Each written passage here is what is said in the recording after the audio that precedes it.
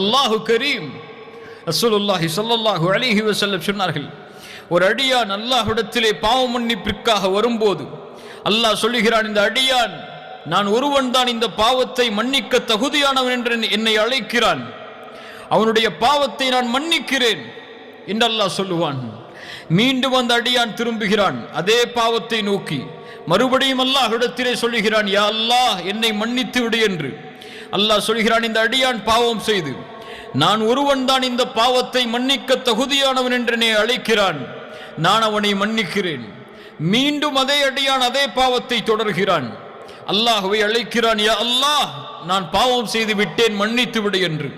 அல்லாஹ் சொல்கிறான், இந்த அடியான் நான் ஒருவன் தான் பாவங்களை மன்னிக்க தகுதியானவன் என்று என்னை அழைக்கிறான், இவனுடைய பாவத்தை நான் மன்னிக்கிறேன்.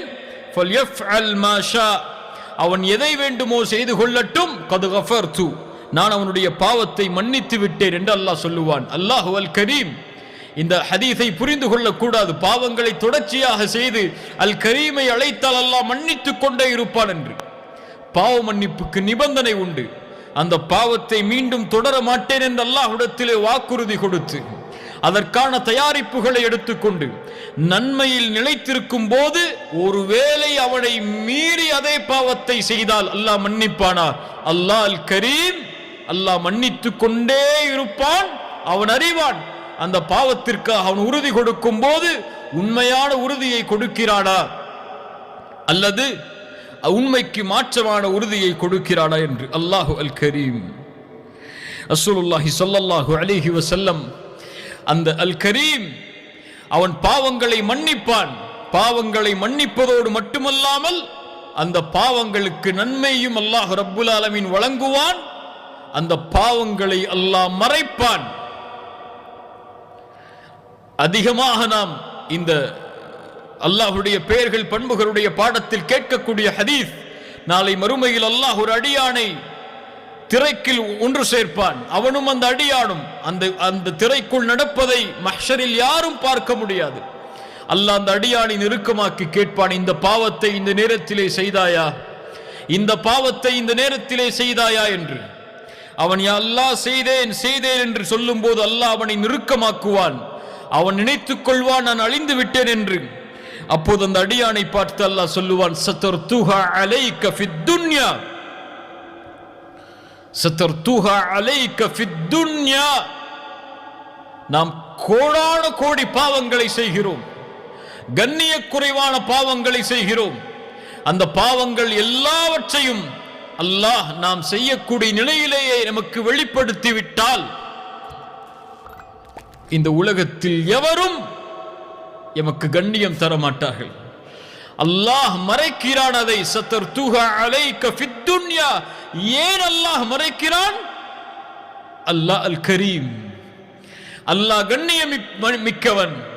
அடியானுக்கு அந்த கண்ணியத்தை கொடுப்பதை அல்லாஹ் விரும்புகிறான். சதர்துஹா அலைக ஃபித் துன்யா அக்ஃபிருஹா லகல் யௌம்.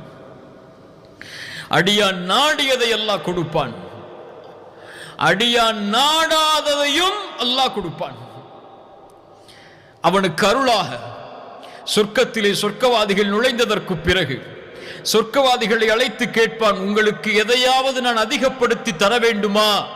ஏன் கேட்கிறான்? அல் கரீம். அவன் அதிகரித்து கொடுத்து கொண்டே இருப்பான். கேட்பதையும் அவன் விரும்புவான், கேட்டதை கொடுப்பதையும் அவன் விரும்புவான், கேட்காததை கொடுப்பதையும் அவன் விரும்புவான். கொடுப்பதை விரும்பிக் கொண்டே இருப்பான். கொடுப்பது அவனுக்கு விருப்பமானது. அல்லாஹ் கொடுத்து கொண்டே இருப்பான். அவன் கொடுப்பதால் அவனுடைய கஜானாவில் எல்லளவும் குறையாது. உலகத்தில் உள்ள மனிதர்கள், ஜின்கள், முதலாம் அவர்கள், இறுதியாம் அவர்கள் என எல்லோரும் ஒரு மைதானத்திலே ஒன்று கூடி அவரவர்கள் தங்களுடைய தேவைகளை கேட்டு எல்லாருடைய தேவைகளையும் அல்லாஹ் நிறைவேற்றினாலும் கடலில் ஊசியை முக்கி நுழைத்தால் கடலின் நீரில் அந்த ஊசி எதை குறைத்திருக்குமோ அந்த அளவு கூட அல்லாஹுடைய கஜானாவில் காலியாக இருக்காது. அல்லாஹ் அல் கரீம். சொர்க்கவாதிகள் சொல்லுவார்கள், யா அல்லாஹ் எங்களுடைய முகங்களை வெண்மையாக்கவில்லையா, சொர்க்கத்திலே நுழைவிக்கவில்லையா, நரகத்திலிருந்து பாதுகாக்கவில்லையா, இதை விடவா ஒன்றை அதிகரித்து தரப்போகிறாய்? ஃபயக்ஷிஃபுல் ஹிஜாப். அல்லாஹ் திரையை அகற்றுவான். அல்லாஹுவை பார்ப்பார்கள். அல்லாஹ் அதை கொடுப்பதை விரும்புகிறான். அவர்கள் கேட்கவில்லை. அல்லாஹ் அல் கரீம் அவனாக அழைத்து அவனை காண்பிப்பான்.